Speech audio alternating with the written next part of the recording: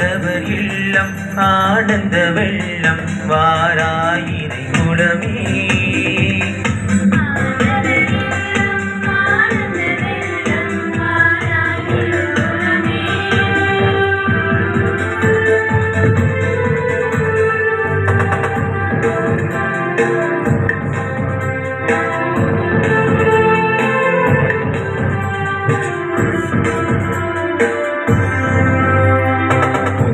உள்ளங்கள் அமைதி மலர்க உங்கள் இல்லங்களில் சமாதானம் பெறுக